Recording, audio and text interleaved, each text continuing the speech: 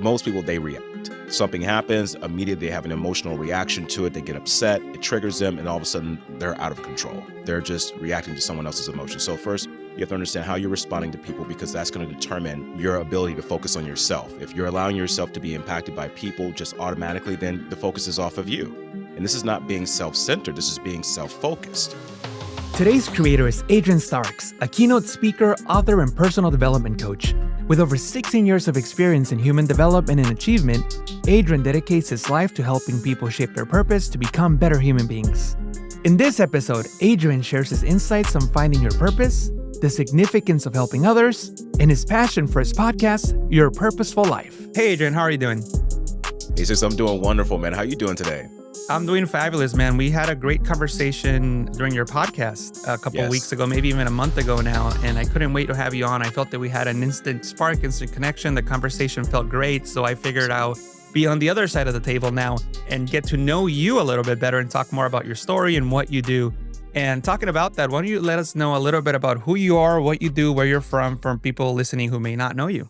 All right. Well, I'm from Seattle, Washington, the Pacific Northwest, where it always rains, it sunshines, and it snows all in one day. 4 seasons in one day is what we call it. And I'm a podcast host of the Your Purposeful Life. I'm a narrator. I'm a speaker. I'm also a writer and entrepreneur. And so I'm really focused on helping human beings develop and shape their purpose throughout the planet and to do good things with it and to become better people overall. I love it, man. I love it. And I do want to talk a lot about all those things, the podcast, helping people become better people, all of that. So why don't we just get started with helping people become, how did you say it? I like how you said it. So I want to say exactly how you said it. Helping people to shape their purpose to become better human beings. I love it. So in your experience, what are some common misconceptions or misunderstandings that people have about the concept of purpose? That's a good one. That they have to find their purpose, that it's out there somewhere in the lake. You just go in and reach in and grab it out, then you're good to go. And it doesn't work that way. Purpose is something that you have to really think about internally and decide, what do I want my purpose to be? Or what do I actively want to create out here? You have clients, you have people that you help in finding their purpose. Has your perception of what purpose is changed over time? It has changed over time. When I was a lot younger, I was one of the group of people that thought that purpose was something that was very solid. But I've come to realize that purpose changes throughout our journeys, what I call the human mess, just basically it's changes and challenges. Yeah. And we find different things, different avenues that we go here and we think, oh, maybe that's not going to work. I tried that multiple times. Let's go over here. And then that purpose gets reshaped into something else. And it's totally part of the journey. And that's what I've learned. So with each guest I have, each client that I have, their purposes have been one way, but then all of a sudden something happened where it created something else for them that they're really passionate about now. What is your definition of purpose? My definition of purpose is having a vision about something. So a person that has a purpose is a person who has a vision, but they're putting their energy toward acting on that vision regardless of what their circumstances are. They're being purposeful. It sounds to me like for a person to find their purpose, they do have to sometimes make changes in their life, maybe even some sacrifices in their life. What challenges do people face when trying to implement lasting changes in their life, and how have you helped them overcome some of those challenges? Well, one of the big mistakes they make is they think that things outside of them should change before they change. And this is what I call growing beyond your environment. You have to be the person that you become, simply a person you change within. You start changing your habits, changing the way you think, changing the way you feel. And by default, you're going to start acting in a certain way that's going to take you beyond the restrictions of your environment. A lot of people make the mistake of thinking that, well, if this person changes, or if I only had this chance that the other person had, then I can do it this way. And that's not how it works. It's like, well, that person may have walked through a different path that you have no idea about. And you know a lot about this, Jesus, building YouTube platforms. People see you, but they don't see the struggle that you did to get up to that point. And they think, well, I want to be here. No, you have to really work your way into it and figure out what your aim is. So I find that the big mistake people make is that they want to, wherever they are, they want to just automatically change and be somewhere else that they have a vision about. And you have to simply grow into the person that will begin to accept the responsibility of those big challenges that will come along the way that will challenge you for that position. Yeah. And I think you're absolutely right about that. Have you experienced anything like that in your own life where you had to make that mental shift? I did. There was a lot of moments in my life I had to make a mental shift. There were some moments where I had to really ask myself the question of, how bad do you really want this? If that's the case, you're going to have to get uncomfortable. And there were moments when I remember I was working in a job setting where I would, after work, I would go home right away and work on myself, work on the business, work on who I was as a person. And sometimes it was late nights doing that. And I got discouraged. I didn't see results right away because I thought, well, if I'm putting all this energy into it, something has to come out of it like now. And it didn't. It just happened over time. And I felt like when that happened, it was like, okay, now I see why it took so long, because this is a process. If it's easy to get, then it's easy to lose. And so that's when I realized that I had to really keep that mindset consistent. But more importantly, I had to really stay on track with the mindset, because we can get to one point, Jesus, and all of a sudden we're like, okay, got it. This is what I'm doing. I'm successful at it. But if we lose what we did to get there, we lose track of that positioning that we're already in, and we get lazy, we get complacent. And so when I got into that position, I was beginning to look at, okay, what's the next step now? How can I get better? I've grown beyond this environment. Now I'm in a new environment. Now this environment, what can I do to keep growing and to better myself? So that's how I took that on. Mindset. Okay. So it sounds like there's a lot of self-reflection that needs to happen in order for you to make this shift in mindset. Do you have Yes. any strategies, or how do you work with clients in order for you to get them to self-reflect? Well, with my clients, I always first tell them that you have to be your own student. Okay. You have to observe what you're doing throughout the day. If you're not watching what you're doing throughout the day and just taking note of things, then you're not going to change much. So the first step is observing how you react to people. In the personal development world, we call it responding, but most people, they react.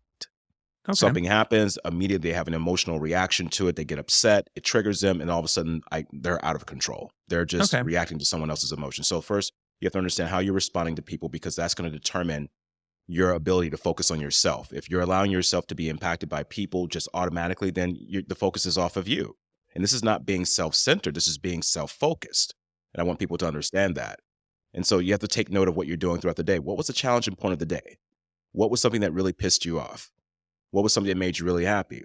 What was something that you felt like you could have done better on? These are the things that we should ask ourselves at the end of every day. It's hard to do that because we haven't been accustomed to doing it, right? We go Right. home, watch a TV show, sit down, relax, have a bite to eat, go to bed, and we repeat the next day. But when we get a system of like, maybe take out, how about this? You may not have to do it every day right away. Choose a day, a Wednesday, middle of the week. You had Monday and Tuesday to think about everything. Sit down Wednesday night and think about, how's my week gone so far? Right? And then what do I want to do better for the remainder of the week? Then that weekend on a Sunday, you recap what you did Wednesday through Sunday. So you break it up in those two little compartments. And that's the best way to really start making changes, is understanding what you're doing.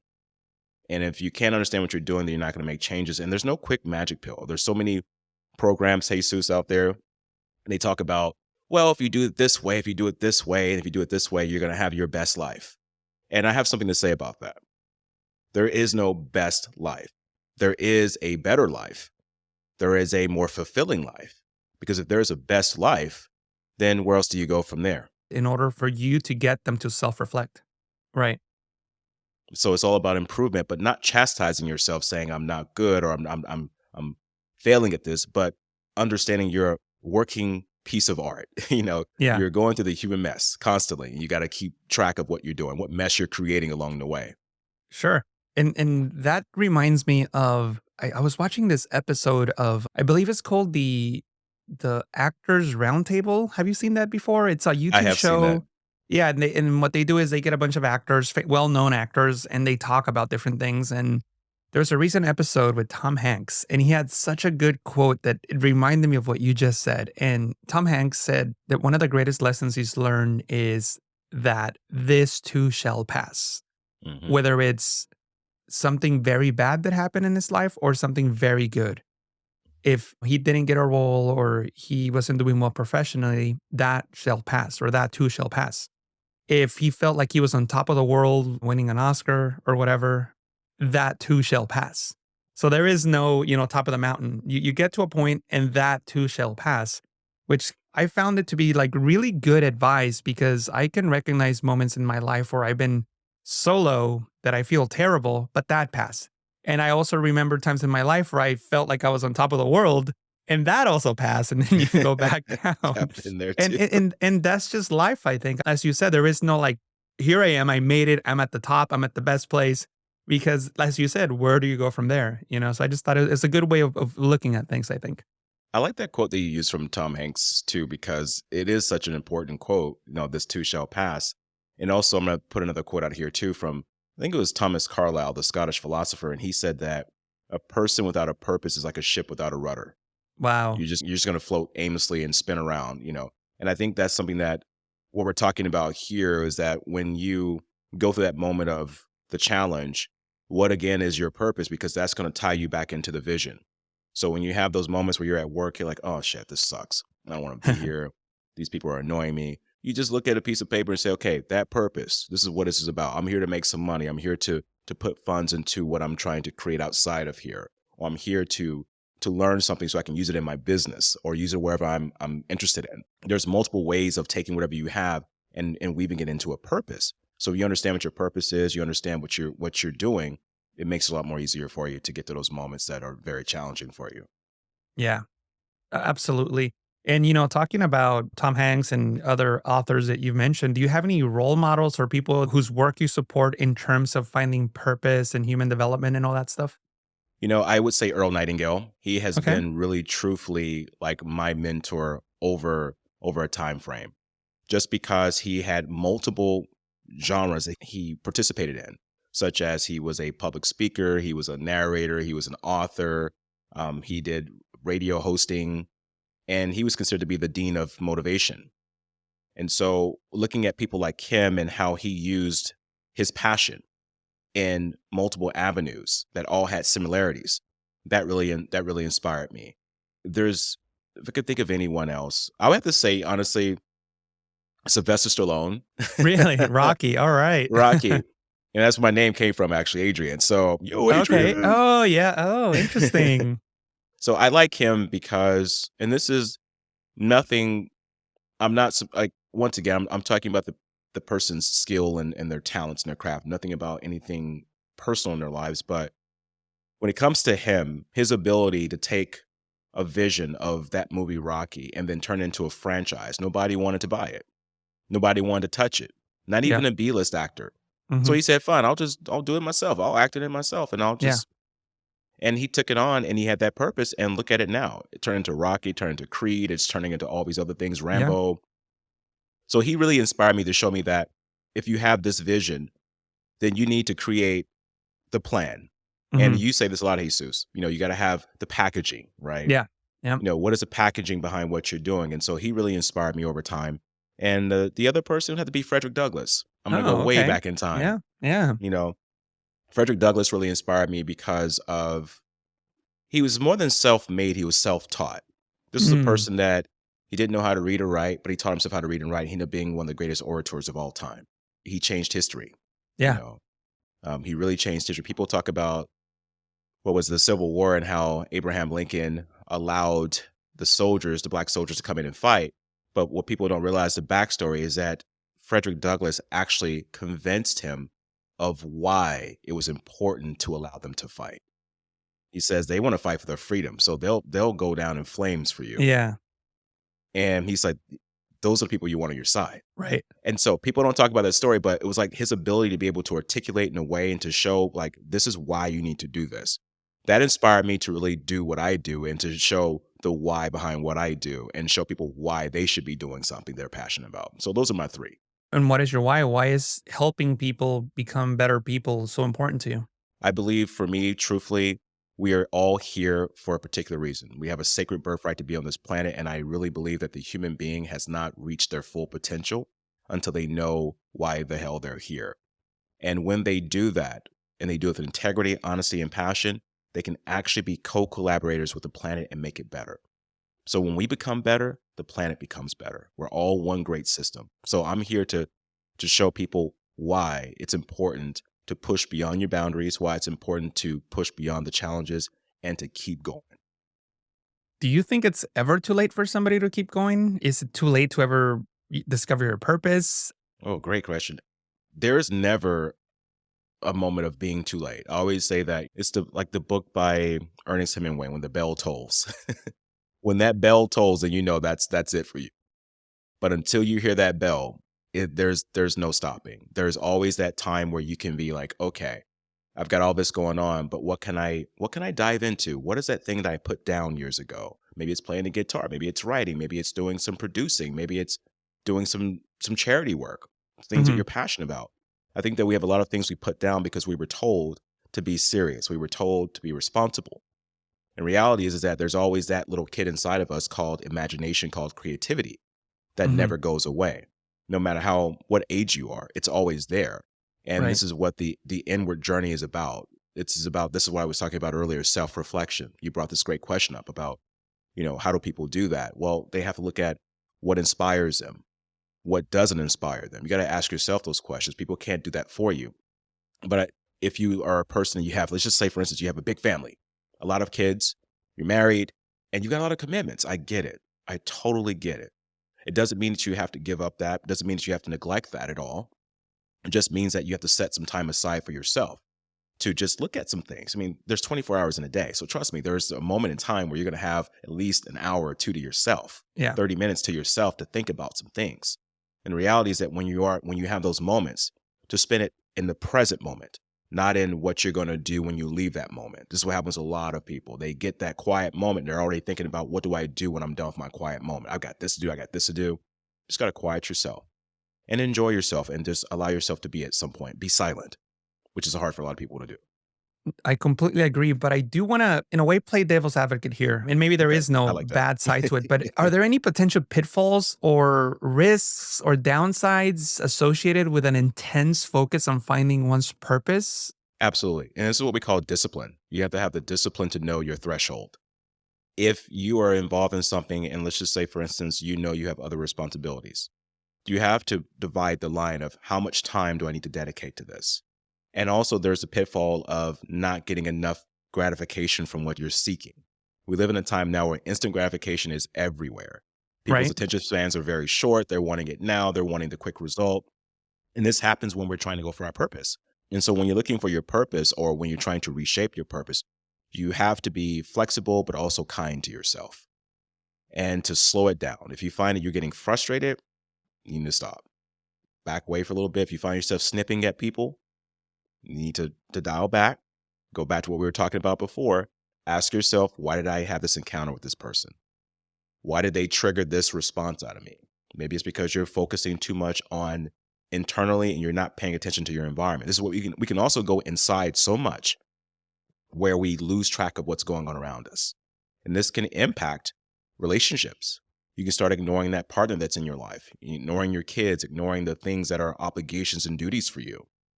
I'm not saying that you have to completely pay 100% attention to it and forget about yourself, but you have to know how to divide the line. And that takes practice. This is where reading comes in, self-development, self-improvement, finding out what you can do to better yourself. But yes, back to your question, I gave you a long answer, but the pitfall, there is a major pitfall. The pitfall is that it's not going to happen right away. You may be seeking for a purpose or trying to reshape it, and it's just not working out for you. Well, this is what we call patience. You have to have the patience. I think Ralph Emerson said that we must all adopt the pace of nature. Her Mm. secret is patience. Finding one's purpose. Wow.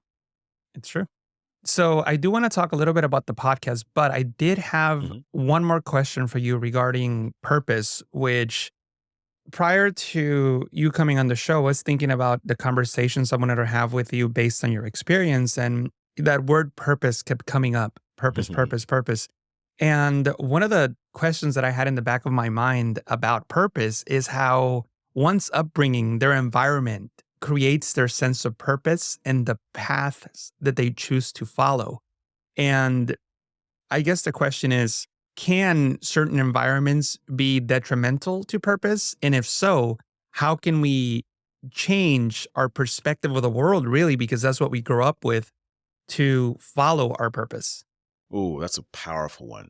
Yes, environments can be detrimental to that. For instance, there's some people that grow up in environments that are not very friendly. Hmm. They're not very educational. There's not a lot of opportunities. And they may want to do something that requires those opportunities, may require money to Hmm. explore those avenues. The key is that your environment is your environment. But once I want to go back to that phrase again, growing beyond your environment. At some point, you have to grow beyond your environment. You have to decide that, is this environment fitting to me? If it's not, you got to explore. You got to step outside of it. So maybe you grew up in a city your whole entire life. Your family has been there their entire life. But then you know that you want to travel around the world. Mm-hmm. Well, maybe that means that you need to start going outside the city a little bit. Mm-hmm. Get on a bus, take a plane somewhere different. Start pushing yourself beyond those boundaries. And then what you'll find is that, whoa, I really like traveling. Or better yet, I think I want to live over here and I want to, get involved with photography and nature. Sometimes your purpose is calling you. You're just not listening to it. Right. And when you start stepping outside your boundary, then that purpose can start becoming more defined. As I would say, it starts reshaping. But if you're in an environment where, another example, you're around people who are not very supportive. This happens a lot to people. Why would you want to do that? There's no money in that. Oh, that's going to take forever. Everybody's doing that. You're just going to fall down the rabbit hole. You're going to get lost. People hear that all the time. Well, in those environments, if you really feel passionate about something, you got to get around people who are actually doing it. Right. You got to start watching people who are actually doing it. Exactly. When I was exploring speaking, I would drive from Seattle to Vancouver, British Columbia, every weekend. How far is that drive? That's about a 2-hour drive. Okay, so not a short drive. Not a short drive at all. Plus, I had to cross the border too. That was probably about another 20 minutes of my time. Mm-hmm. And you know what I did though, Jesus? I started telling myself, I want to do this. So I'm going to push myself beyond my boundaries. What's happening right now is all the activities happening in Vancouver. So I'm going to go over here where it's happening and I'm going to watch. And so then I started getting clever. All right, how do I minimize my time of getting there? Oh, let's get a Nexus card. Let's apply for a Nexus card. That way I can get across the border faster and I can stay longer and come back faster. So your purpose starts kind of reshaping and you start thinking, oh, this is not so bad after all. Then I started spending weekends there. And then I started meeting people. Then I started kind of growing myself there in that environment. Right. And that's how it works. Your curiosity is kind of the purpose knocking on the door. But eventually you got to open the door and be like, okay, cool. What's up? What's going on? What we're going to do?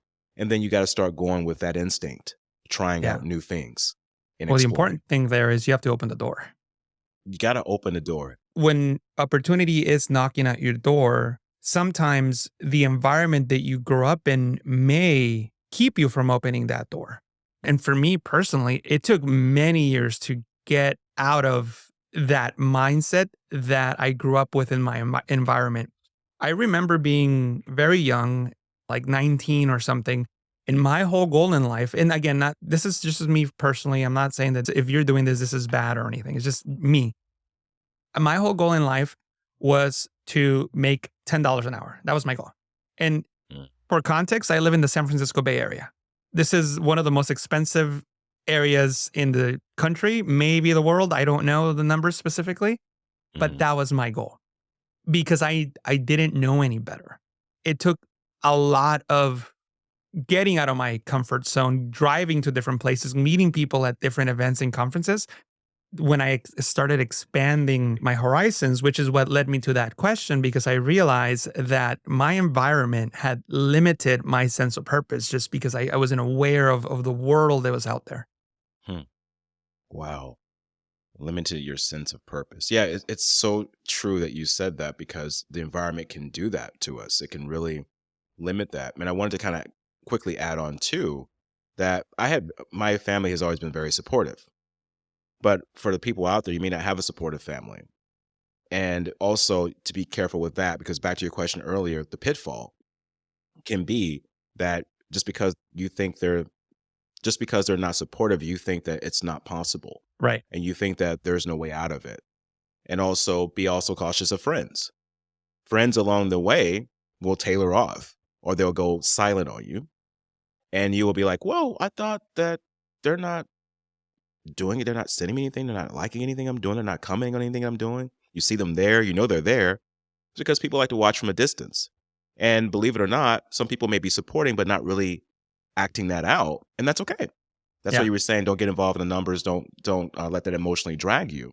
And I think that that's the pitfall too, is people getting discouraged and they're losing sight of that purpose. And back to that Thomas Carlyle quote, a person without a purpose is like a ship without a rudder. And whenever your purpose gets blurred, or whenever you ignore the purpose, or whenever you don't want to explore it further, you just imagine yourself being on a ship and there's no control and you're just getting Right. twisted by everything that's coming your way, winds, the waves, and you're going to think that you're going to go to your port of destination perfectly. Not going to hmm happen. hmm It's so funny that you mentioned that whole, people are not commenting or whatever when you're doing something. When I started the Photoshop training channel in 2011, I was so self-conscious about it that I didn't mention my name in my YouTube videos. So if you go back and watch the first 10 or so videos, I don't mention my name. And I actually, every watched now them. and again, I still won't mention it because, it's so hard to get out of my head. So there's some videos today that I won't mention my name. But in the past, I never did because I was just so like, oh my God, people are going to like judge me or whatever. And I never posted any video on my personal Facebook page because I didn't want people to judge me or make fun of me or whatever. And I remember thinking, when I get to 20,000 subscribers, then I made it. Then I'll post on Facebook. And I remember I got to like 20,000. I was like, nah, I'll wait till I get to like 40,000. And it makes no sense, right? I could have had one follower and it would have not mattered to my friends and family, but I was just in my head so much. And Facebook has these things called lists. So you can put people into like different categories. Like, these are my work friends. These are my soccer friends. These are my Photoshop friends. When I started going to conferences and things like that, people started adding me on Facebook.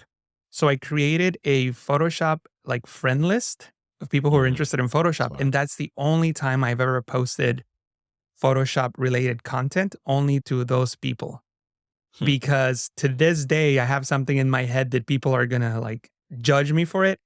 And we were just talking before the show started, I'll probably hit 2 million followers by Friday if the numbers keep going the way they're going. And I still can't get it Yes. out of my head. And it goes back to that conversation of like this environment that you grow up in, whatever it is, good, bad, I'm not even going to label it. Whatever environment that is, it's very difficult to get it out of your head.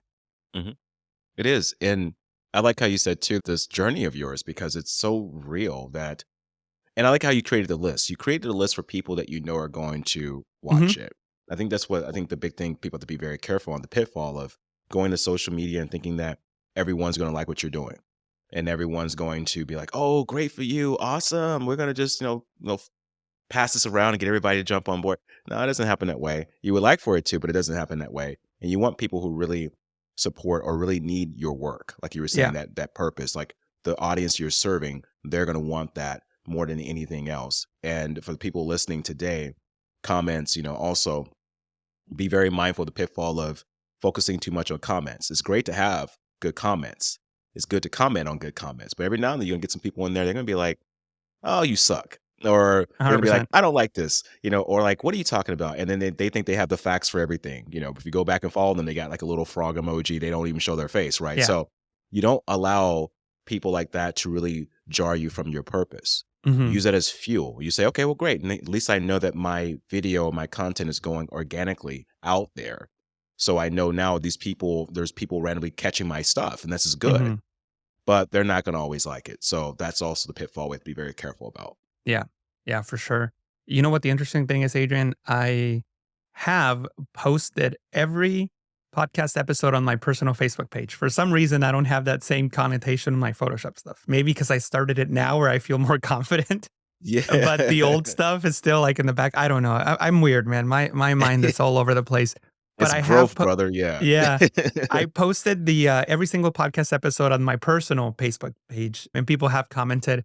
By the way, interesting fact: the first ever listener to Today's Creator podcast is my future mother-in-law, Lori, who probably is watching. Hi, Lori. But I yeah, she was the first person to ever watch Today's Creator podcast episode because as soon as I posted it Whoa. up, she texted me, "I'm listening to it." I love that. That's true support. Yeah, but I wanted to talk about one of, dare I say, your passions, which is your Purposeful Life, your podcast. What led you to start it? Tell us a little bit about how you started the podcast. And for those people who don't know what the podcast is, maybe give us a description about the podcast. All right. Well, first of all, the podcast, Your Purposeful Life, is for people looking to shape their purpose their kind of way. So the podcast is an educational tool that comes in from people with different walks of life. They've gone through something, some challenge, some human mess, and they figure out a way to maybe change or reshape their purpose. So we're just changing the conversation around purpose. It's not about what you find out there. It's about what you decide to create. So if you're some person that's coming in, you're like, I'm in this point in my life. I want to try something different, or I want to try this. I don't know where to start. I don't know how to do it. That podcast is for you. It's about changing the journey. And the podcast was started back in 2019. This is really before podcasting became that big boom. And before that point, it was called The Purposeful Life Show. So there was a lot of changes with this platform. Originally, the Purposeful Life Show was designed mostly for entrepreneurs. I wanted people that were really focused on building businesses and things of that sort, because I was an entrepreneur myself. But what I realized through the process of the show, I was disinterested in a lot of the conversations. Something was going on. It was a disconnect. And then it was a disconnect with me. It was a disconnect with my audience. So I had to think long and hard about what I needed to change with the show. And so about a year ago, I spoke with a couple of my team members and we changed it to Your Purposeful Life, because I wanted it to be about the audience. When you're coming to the show, you may have something that you're looking for that the show will provide you with through a different type of guest. For instance, Jesus, you're on the show not too long ago. For someone that's coming to the show, they may be in this funk about, Adobe Photoshop, or they may be in a funk about YouTube. And they're just like, man, I don't even know if I want to quit this thing. But then they see what you did, how you overcame what you overcame with your stroke. And then you were able to still provide and still be able to do your YouTube and be a speaker and travel. That inspires someone to keep going, or inspires them to say, I want to take a look at Jesus and see what he's doing and learn from him. That's the show. That's what the platform is for. It's about people that are doing things and allowing that energy to be given to people who are wanting to do those things. So that becomes the purposeful part, becomes an action. And I designed the platform. It really came from when I was wanting to speak on stages. I realized that here's the thing for the speakers out here. We're not going to step on any toes here, but for people that are inspiring speakers that want to be on stages and make a lot of money, I'm going to give you one word of advice here. Don't start that way. In order to speak on stages to make a lot of money, you have to have a skill set that people require or that they want to know about, that they will pay you for.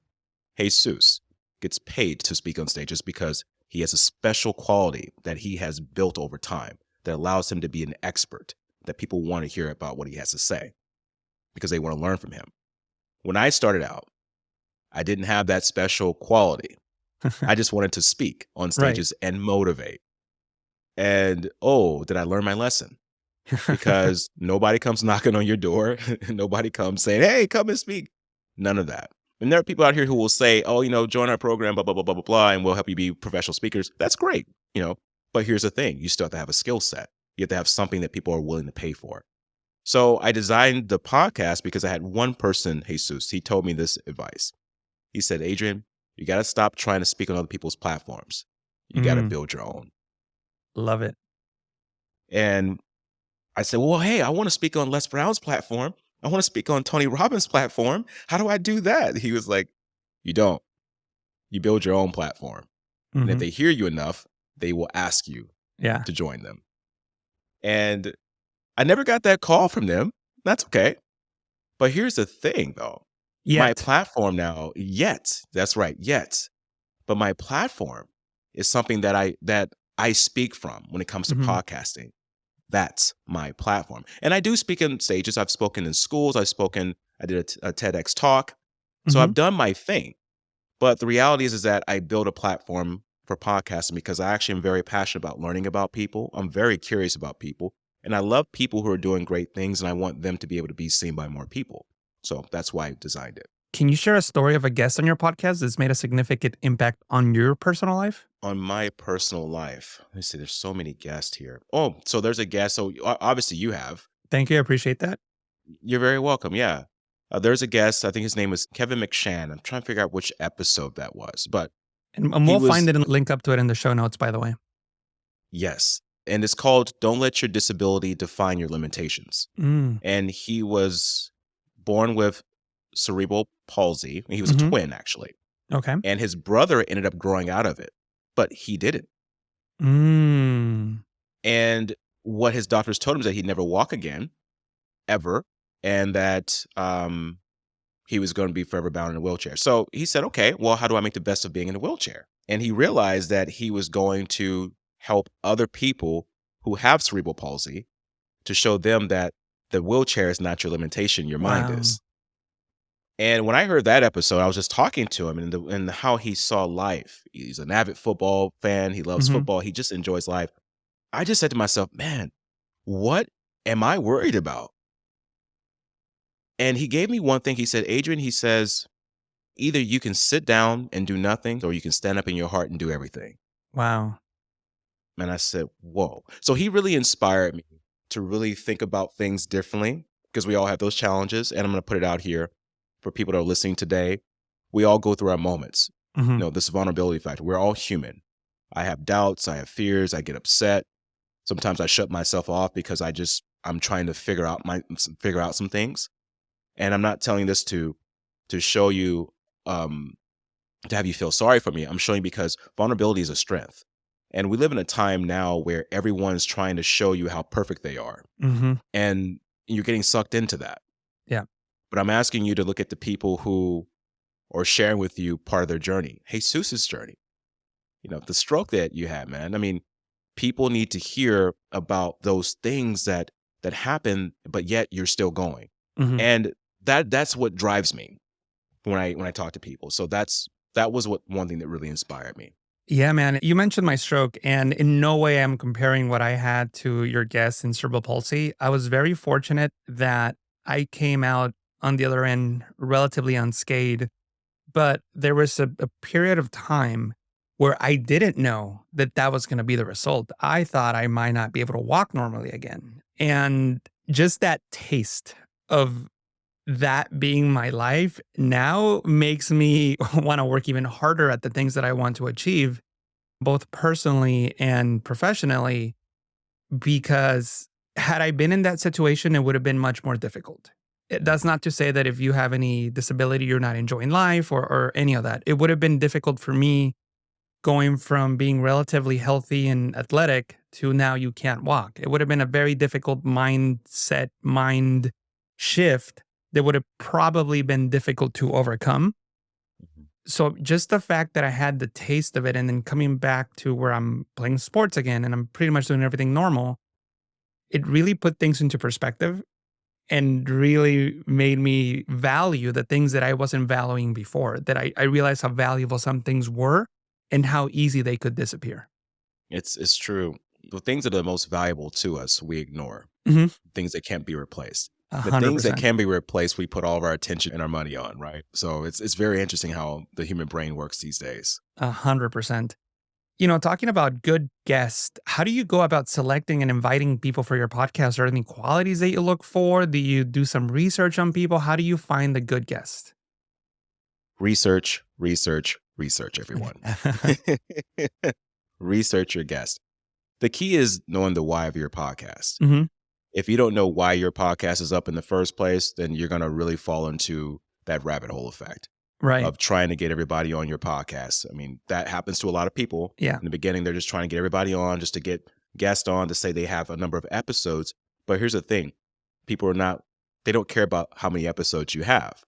Now, if you're already an established person, like let's just say for it's like a Joe Rogan, of course, your episode's going to keep climbing and climbing and climbing Mhm. because you've been around for a while. And by the way, I watched a clip on him and he was saying that when he was building his podcast for the first 5 to 7 years, there was no money involved. He just putting money into it. Mhm.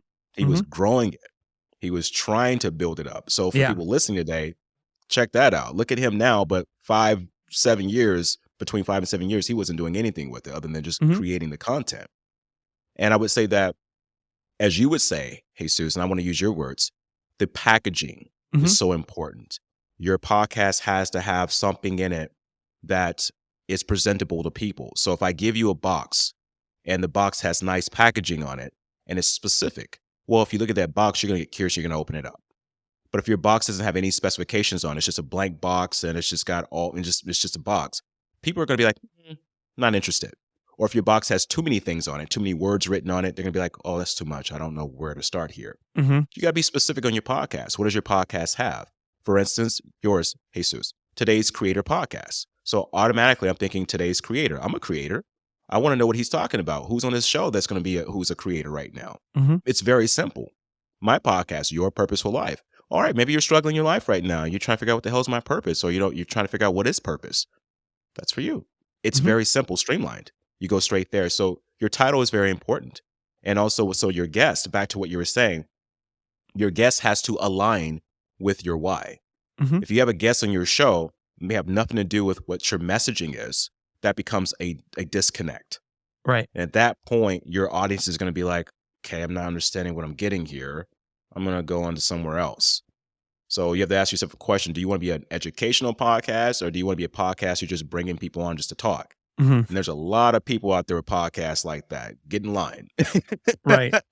A lot of celebrities who have podcasts like that get in that long line because they're already getting people on these, getting people to listen to these multiple conversations, multiple topics throughout the podcast. So I would say that you have to really understand, what are you in it for? If you want to just get in it because you want to just dive into it because you're curious, fine. But if you're really serious about it, you have to first be keen on, what is the purpose behind your podcast? Mhm. What's the mission? What are you trying to achieve with it? Your guests will connect to that. No, that makes total sense. Without naming any names again, I recorded a podcast episode, my very first one, and it was almost, like a trial run, and it wasn't very good. And I realized it was because I invited a person who is a friend of mine that I thought, oh, yeah, I've known them for years. I know this person for a long time. I can talk to them. I talk to them all the time, so I can have a good conversation. We have great conversations over the phone all the time, talking about our industry and things like that. It'll make a great podcast episode. And we recorded for about an hour and a half. I listened to it and oh my God, it was bad. It was bad. Mhm. And we needed to basically redo it because I realized that even though this is a person that I knew well, a friend, I knew a lot of the answers to his questions, which was fine. I realized that there was no why, as you said. Like, why am I talking to this person? Like, yes, this person is a wealth of information. This person knows a lot about specific topics. This person could give a lot of great advice, but I never led him there. So I needed to think of questions to ask him. More importantly, why is this person in the show? Okay, I'm going to talk to this person about these topics, and I'm going to have these questions ready to go because they're questions that I'm curious about. Like I just, asked you a couple that I had written down previously. The environment question was one of them because I was thinking about, okay, if I were talking to Adrian, like what would be a topic that I would really enjoy listening to? And the environment question came up in my head. So I wrote that one down. So I do that with my guests now. I'll think of, why are they here? What questions am I really curious about? And then I'll write those down. And to be frank with you, sometimes I don't get to those questions because other conversations take over Mhm. and there might be even better topics, right? But at Mhm. the very least, I have something up my sleeve in case I can't lead the conversation there naturally. Right. And I love how you said that, because you open the door for flexibility, which is what Yeah. allows you to be a good podcast host. And now that we're on this topic, what makes a good podcast host is not just a Q&A question. Hmm. I want to be very clear here with people. Q&A questions are easy. Yeah. You can just ask one a question, they answer, but what happens between, I call it the space of the answer. Hmm. Are you finding a key word, a key concept that person just brought up, and are you saying, oh, they already answered my second question, so why don't I ask them this question instead? There have been so many people who the answer was given already, and they all of a sudden ask the second question that is the actual question that was Right. already answered. Right. And then you know that this person is not really listening to me. They're just going through a Q&A. And you have to be careful not to do that. And in the beginning, you might, because you're fairly new and you're a novice at it, but you have to learn to listen. I think that for me, podcasting is the art of conversation under the umbrella of interviewing. So Mm. when you're interviewing, you have to have this way of conversation that's key to you, that allows you to carry the momentum. Remember, you're the driver in the conversation, but the passenger also has a say of where they're going. So, Yes. like, you're allowing me to speak, you're allowing me to take it here, but then at the same time, you're like, okay, well, if Adrian veers off too far, I'm going to grab the driver's wheel again, and I'm going to Hmm. bring us back over here. So that's the responsibility of a podcaster, is to have that ability. Right now, there's so many people out there doing podcasting, and everyone's trying to compete for space. But here's the thing, there's so much room. There's so much to do. And to be effective in podcasting, once again, back to the why, you have to know why you're doing it. And when you're choosing your guest, they have to energetically align with the purpose of your show. Mm-hmm. If they don't, your audience will not trust you. They are going to think that you're just bringing people on just to bring people on. Like, I've had to turn people down, Jesus, on my Mm-hmm. podcast, because Mm-hmm. I've read their bio, did my research, and sometimes there's a disconnect. I was like, okay, they say they're doing this, but I don't see anything on their social media that connects them to this. Right. So is this just a hobby for them? Are they actually professional at it? Mm-hmm. I don't want to bring them on and them saying they're a professional and they're really not, because some Right. people will do that. They'll just want to get on just to say that they're that and then get exposure that way. Right. So you got to be mindful of that with people too. You got to do your research and just say, are they actually who they say they are? Right. Do they take what they're doing seriously? Like Yeah. you did your research on me, you went everywhere to see and you saw that there was a connection. Mm-hmm. But when there's no connection with your guest, then you have the ability to say no. Of course. Kindly decline and just say, no, I'm going to pass on this time, but thank you for asking me, but I'm going to kindly pass. Adrian, have you and had a leave it at that. guest on that you later regretted having on after the show was published? And you it could have been that the podcast episode was, shall we say, boring, or maybe it may be controversial and to a degree that made you look bad or the show bad. Any regrets on having a guest on? You don't have to tell us who it was. The guest was actually no, Yeah. I won't say the name. It was episode. No, I'm just kidding. Yeah. Yes, I have. I've had a guest on, and I remember interviewing this person, and they didn't allow me to ask questions. Wow. And I thought it was and the thing is, I could have been very straightforward. And what I mean by this is I asked my questions, but they went on so many tangents. Mm. And they went so far, I couldn't pull them back. And when I pulled them back, they went on another tangent. Right. And I was like, okay, obviously this person is used to just talking. Mm-hmm. They have a horrible communication skill. They probably do this in their personal life. They just talk. They don't listen. Mm-hmm. And the episode went way longer than what it should have. And I thought to myself, what a waste of my time. Yeah. What a waste of my time. And I was so furious about it. I was like, how do I prevent this from happening again? And the reality is that sometimes you can't prevent it from happening. You just don't know Mm-hmm. what they're going to do. But one thing I've noticed now that I do, if I do have a guest that's very wordy, I will let them finish. And then I'll say, oh, that's great. You know what? I would like to talk to you about that later. Maybe we'll have you come on the show again and we can explore that. Yeah. And then boom, right away, we're done with that Right. conversation. And we move on to something else. And I think that's how I handle it now. But back to your question, yes, I regretted having that guest on. I will never have them on again. And and I should have known because of their background, and I'm not going to say what their background specifically was, but Mm-hmm. their background was a background where they were an expert in it, but they were the kind of expert that was always telling people things. So this is where the research comes in, right? I didn't connect those two when I first started. I was like, but when I went back, I was like, that's why. They're a dictator. Their background is about telling people things directly and no Mhm. one challenging them. Right. They were in this higher field of authority that just said, here's the information. This is what you've got. This is what you're going to do. Bye. So that's how the conversation went. I would ask them about this. Well, this, and they just go on and on and on and on, and this and this. And actually at one point I challenged them. I said, well, don't you think that may be a little kind of a far-fetched a conclusion? I said, what about the people who, and then immediately they went into this whole spiel about data. And then they went into this whole spiel about the story behind the data. They went into this whole spiel about their experience with their family member because of the data. And I was like, oh my goodness. I was like, what is happening here? So I found that I didn't get anything out of the interview, and I'm sure the guests didn't either. Yep. But it's a learning lesson, and we call them, sometimes I hate to say it, we call them duds. I mean, You it's call 'em like what? with anything else, they're duds, Duds. and this is not to discredit the person, but the episode was a dud to me because it was just something that I felt like it Did was you publish there. it? Honestly, I did not publish it. Okay. I did not. Because the reason why I did not publish it was because there was no why in it. Back to what we're saying. When I listened to the episode, it was close to about an hour and a half. And I just couldn't find that space where I felt like the guest or the listeners would be like going in this direction with it. Mm-hmm. And I said to myself, I can't publish this. because this is just not going to work. And it was one of those things where I had to explain to the guest that, I'm sorry, but I'm unable to publish this episode because of X, Y, and Z reasons. And I was just plain honest, and Yeah, honest that they were not happy about it, but it happens. A lot of times you're going to get some things that people are not going to be happy with, but this is yeah, part of the business. You have to understand that when you're doing things, you have to look at it from the audience perspective. hmm When you put something up, your audience, what are they getting out of it?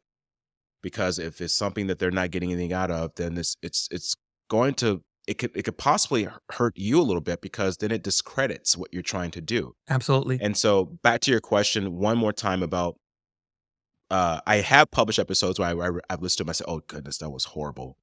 I was talking way too fast. Yeah, I skipped around that question. What the hell happened there? it's Wait a happened to me. minute, hold on." And then you're like, okay. And then you laugh at it, right? But then you find that the episode's getting downloads. You're like, who is listening to that one? Yeah. But Well, we are our own people, worst critics. yeah, we're our worst critics, man. But yeah. So Yeah. yeah, I have had that happen. You know what, man? We're almost out of time, and we spent a lot of time prior to recording the show. And I do want to be respectful of your time, and I want to get to our lightning round questions because they're fun. Let's do it. People enjoy them. Like I said earlier before we started recording, they could be a one-word answer, a long answer. They can lead to a story, or you can say skip, whatever you want. That sounds good. Cool. Tell us a shocking fact about yourself. A shocking fact about myself. I have multiple tattoos. Really? What do you have? I have over 10 tattoos on me, and I'm not done. Wow. So my favorite tattoo is Socrates, that is on my forearm, the Greek philosopher. Cool. Yeah, I have no tattoos. I don't have that kind of commitment. Whatever I get now, I'm going to not like it next week. That's a good fact. I would have not guessed more than 10.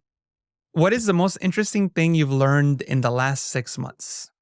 The last 6 months. The most interesting I've learned is that there is always room for any field that you choose to be in. So meaning it's success. hmm So I've learned this through YouTube, actually. I hmm thought that YouTube at one point was a field, a world that I could not connect with. It was just too big, too vast, too much information going on. There's just too competitive. And honestly, it's all about learning and finding your way through it hmm and working it. Nice. What is a valuable professional lesson you've learned that translated over into your personal life? Valuable professional lesson I've learned: to listen to people, Mm, to be a good listener. A good listener is a person who can actually help resolve problems. yeah. I often have had this conversation with people where at some point I realized, and I can give credit to the person who taught me this. His name is Ben. I used to work for him. He was the last boss I've had before running my own business, but he was very good at asking a question that I annoy people with now, which is, what does that mean? Or what does that mean to you? Because he taught me, and I think this is true, that most people are just waiting for their turn to talk. And when they talk, they're not listening to you. So they'll just say basically a script. And it's not people are trying to be bad or whatever. That's just the way, people are, whether it's to save time or whatever. But he was very good at asking a question, what does that mean to you? To like break that cycle of just responding before even hearing. And I just completely agree with that. Thank you. What would you like to be remembered for? What mark do you want to leave in the world? Whoa, this is a great one, because I just talking to my brother about this not too long ago. When I leave this planet, because we all have to leave at some point, just FYI for everybody, that I want to be remembered as a person who left behind a platform, left behind a vision that as human beings, we have an obligation to be better in hmm how we treat ourselves, how we treat people, and how we treat the planet, and that we can create anything we want to create as long as we have the right energy behind it, and that we have a right to be successful in any endeavor that we choose, on this it's good for ourselves and other people. I like that. We have a right. You have a right. Absolutely. We have a right. You have a right. So I usually ask this question, but I'm going to have to ask it different for you because you've actually given a tech talk. So I have a tech talk question. If you were to give another tech talk, but an unrelated subject to your work or whatever your last tech talk was about, what would it be and why? That's a funny one, man. I would give a TEDx talk on, I would probably say social media. Okay. And the And what are reason your why, thoughts on that? What would just give me the summary of the talk. man, it takes a while to create summaries for TED Talks. Yeah. But no, I'll give you one. I would say social media because the summary would be allowing social media to train you in becoming more focused on not allowing external people or influences to determine your worth. So it's like the reverse effect. Now it's about how it impacts people, but we actually use it to train ourselves, right? We use the reverse of it. How do you use social media to train you to become less impacted by negative opinions, by Mhm. distractions? And I would really focus that talk on being a person that use social media for good. You use it for a better purpose. That's what I would say. Okay. Fair enough. It's kind of a roundabout answer, but yeah, it would be on social media, but yeah, I'll have to think some more about it. No. Fair enough, fair enough. I can only give you like 10 seconds to come up with a tech talk. What is something that people often get wrong about you? The things people get mixed up about me is, well, first off, they think that I don't know. I think that the conception is that I'm a person that's trying to give you the answer to life. Mm, I'm not. I'm the person that's probing you to be more human, to be more vulnerable, to question things, to test things out for yourself. I'm not your rah motivational speaker. I'm not your person that's going to say, hey, I've got the tools for you. I'm the person that's going to rally with you to find out some answers to things that you may have some questions about. And if I don't have the answers, I got a lot of people on my platform that can help you with that.